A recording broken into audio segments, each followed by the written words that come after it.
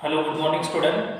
Now, in today's class, we are going to discuss the next type of historiography, next type of ideological historiography, that is the nationalist historiography.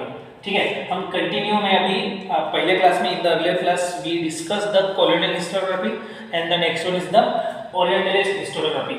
Now, in today's class, we deal with the nationalist type of historiography. तो nationalist type of historiography ये जब नाम सुनते हैं तो nation related, national related, जिनका nation से बहुत लगाव है या हमारे पहला प्रेफरेंस उन्होंने हमें अपने देश को दिया है या देश के प्रति या देश का प्राइड या देश की रिस्पेक्टफुल या देश के अच्छाई के बारे में जिन जिन लोगों ने लिखा है ये सभी हिस्टोरियन को नेशनलिस्ट हिस्टोरियोग्राफी कहा जाता है. तो now first of all we are going to discuss the definition of the nationalist historiography. Nationalist historiography मतलब क्या होता है कि writings of Indian historians, मतलब अभी ये कौन लिखते हैं हिस्ट्री?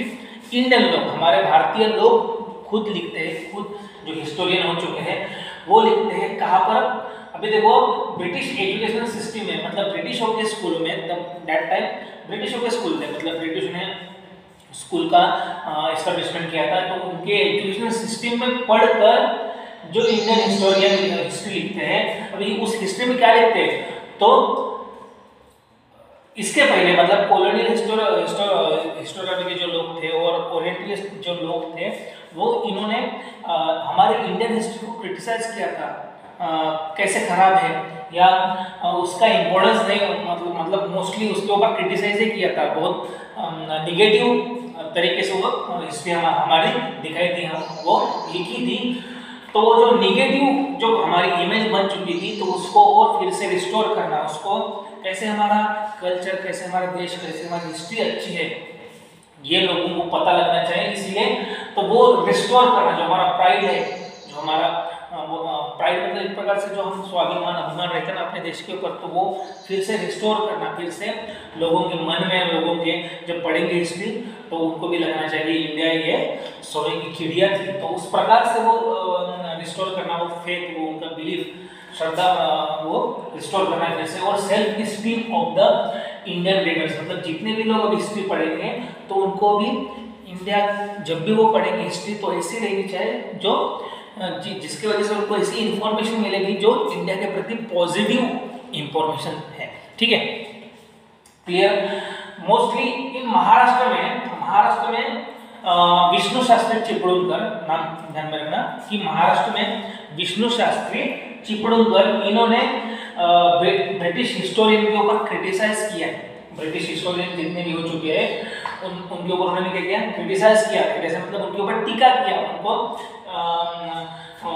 उन्होंने जो ब्रिटिश हिस्टोरियन ने जो हमारी एंशिएंट हिस्ट्री लिखी थी, बराबर है, हमारी एंशिएंट जो इंडियन हिस्ट्री थी, जो उन्होंने जो लिखी थी, इन्होंने ब्रिटिश हिस्टोरियन ने, तो वो गलत थी, निगेटिव तरीके से लिखी थी. तो उसके ऊपर विष्णु शास्त्री चिपळूणकर ने क्रिटिसाइज किया था. उसके बाद most of the nationalist historiography, जो नेशनलिस्ट हिस्टोरियंस थे, उन्होंने हमारा जो गोल्डन एरा था, गोल्डन मतलब जहाँ पर बहुत अच्छा हमारा देश था, उस जिस टाइम पर ऐसे हुआ होगा उस एरा, उस टाइम पर उन्होंने फोकस किया है. या हमारी हिस्ट्री भी ऐसे बहुत जहाँ पर अच्छी हुई होगी उसके मतलब वो ज़्यादा अच्छे से हिस्टोरियन ने लिखा है.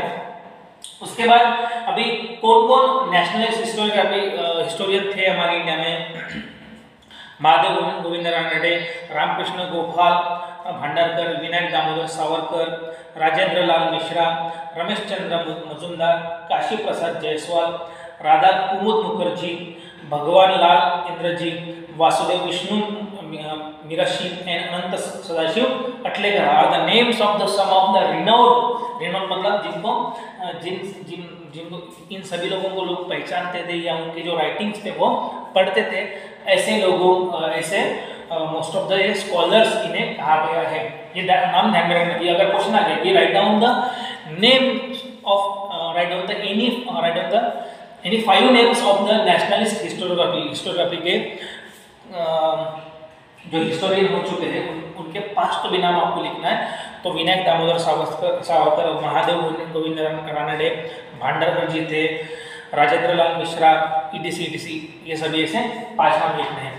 उसके बाद वीके राजवाड़े जो जिनका बहुत बड़ा उनको वेल नोन मतलब उन्हें बहुत लोग पहचानते थे नेशनलिस्ट हिस्टोरियन करके। तो उन्होंने मराठ्यांचा इतिहास साधने ये जो बुक्स है इसके 22 वॉल्यूम्स लिखे हैं, ठीक है। ये नाम ध्यान में रखना कि अगर क्वेश्चन आ गया कि who wrote the volumes of मराठ्यांचा इतिहासाची साधने, that time VK Rajwade is the answer. Next justice Mahadev Ranade, इन्होंने the rise of Maratha empire का कैसे राइज हो गया, मतलब राइज मतलब एक प्रकार से कैसे शुरुआत हो गई उसके ऊपर उन्होंने किताब लिखी है जस्टिस महादेव रानडे। तो इस किताब में उन्होंने डिटेल में, ऐसे ऊपर नहीं तो डिटेल में किस तरह से मराठों का साम्राज्य मतलब एम्पायर बढ़ा है उसके बारे में लिखा है। देखो डू यू नो सेक्शन में एक पैराग्राफ लिख दिया गया यहाँ पर, justice Mahadev Govind Ranade has explained the background of the rise of Maratha Empire in a great details in his book, that is the Rise of Maratha Empire, the Rise of Maratha Power. According to him, it was not like a suddenly erupted forest fire, but the ground for it in Maharashtra on the social, cultural and religious levels was getting ready over a prolonged period. मतलब जैसे जंगल में अचानक से आग लगती है भाई, उस तरह से हमारा मराठों का पावर मतलब मराठों का जो पावर जो चालू हुआ था वो ऐसे अचानक से नहीं है। तो धीरे धीरे सोसाइटी में या हमारे रिलीजन में सेक्टर में मतलब धर्म में पकड़ लो या कल्चरल में, सोसाइटी में या इकोनॉमिकल, इस अलग अलग फील्ड में ये मूवमेंट, मराठों की मूवमेंट चालू हो चुकी थी और बाद में एक प्रकार से यूनिफिकेशन हो गया, सभी लोग एक साथ आकर उन्होंने उस पावर का राइज हो चुका है। तो ये जस्टिस महादेव रानडे ने इस किताब में लिखा है, ठीक है। उसके बाद लास्ट पैराग्राफ देखो नेशनलिस्ट हिस्टोरियोग्राफी का, विनायक दामोदर सावरकर इन्होंने एक किताब लिखी थी the first war of independence, जो 1857 में रिवॉल्ट हो चुका था, जो हमने पिछले साल पढ़े थे। 1857 में जो रिवॉल्ट हो गया था, उस रिवॉल्ट को विनायक दामोदर सावरकर इन्होंने इंडिया का पहला वॉर ऑफ इंडिपेंडेंस ये कहा था, ठीक है। इंडिया का पहला एक वॉर इंडिपेंडेंस मतलब हमारे फ्रीडम के लिए हमने जो 1857 में जो रिवॉल्ट हो चुका था उसको पहला वॉर उन्होंने कहा था। ये इस प्रकार से हम नेशनल हिस्टोरियोग्राफी के बारे में पढ़े। तो इसे एक बार रिवाइज करते हैं कि इंडियन हिस्टोरियन हमारे जो स्कॉलर थे इंडिया के, उन्होंने ब्रिटिश एजुकेशन सिस्टम में पढ़ते हुए हमारी इंडिया की जो हिस्ट्री है पॉजिटिव तरीके से जो लिखी है उन सभी को नेशनलिस्ट हिस्टोरियोग्राफी कहा जाता है।